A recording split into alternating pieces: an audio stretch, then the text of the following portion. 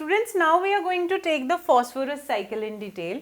You know, phosphorus is an important constituent of DNA, so it is an important nutrient as well. No organism can survive without the availability of phosphorus to it through its food. So basically, we are going to discuss how this phosphorus is available and recycled within various ecosystems. Consider a large ecosystem, consider biosphere itself. So you know what is the source of phosphorus?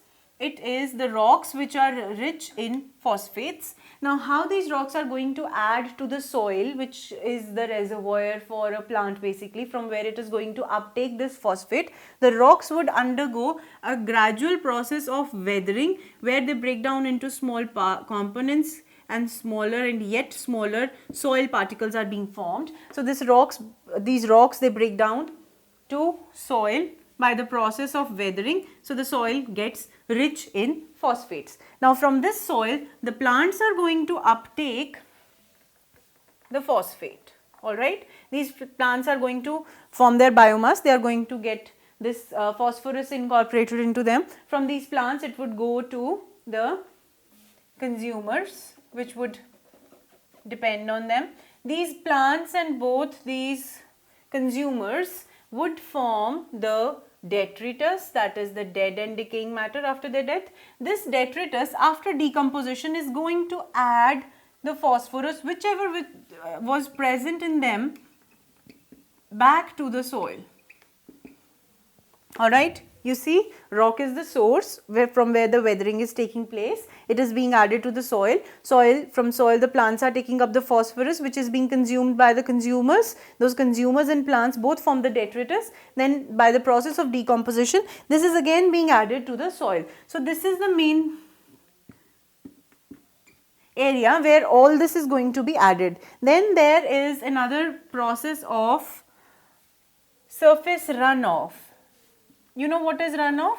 That water falls, rain falls on the rocks, and some of the reservoir or some of the nutrients they run off and add up to the soil. So you see, soil is becoming the reservoir, it is coming from the rocks, it is being cycled within the ecosystem in such a way that whatever has been taken up by the plants, that would be added back to the soil. And what is the source of soil?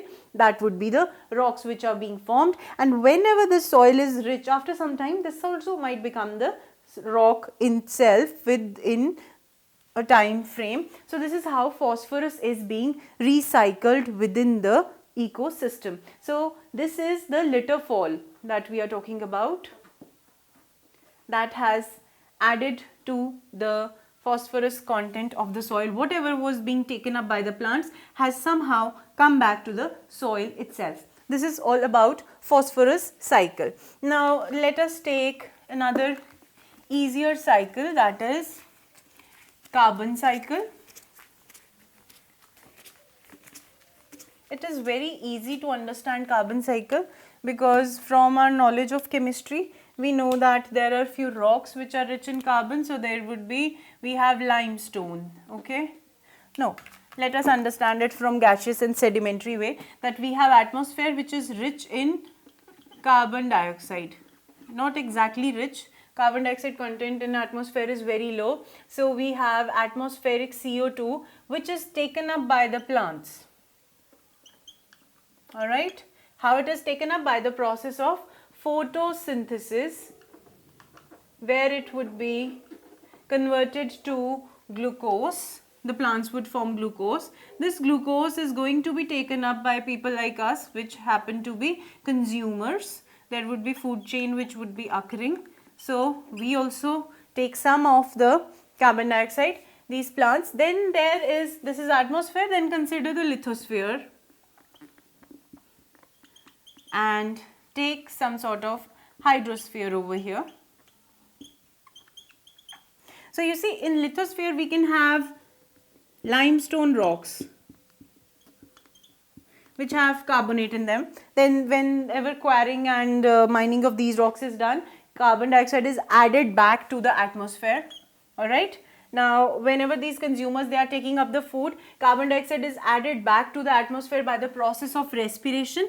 In hydrosphere, this is a water body, consider it. It is going to have few living organisms and dissolved carbon dioxide. So that would be taken up from the atmosphere, the dissolved carbon dioxide, and at the same time the dead and decaying animals would add CO2 to it, which would be added back to the atmosphere. So you see, whatever is being taken up is being added back. Alright, so the carbon dioxide cycle, there is another addition in the human world, that is by the burning of fossil fuels. So these plants, with time, these consumers, they could be fossilized and they make fossil fuels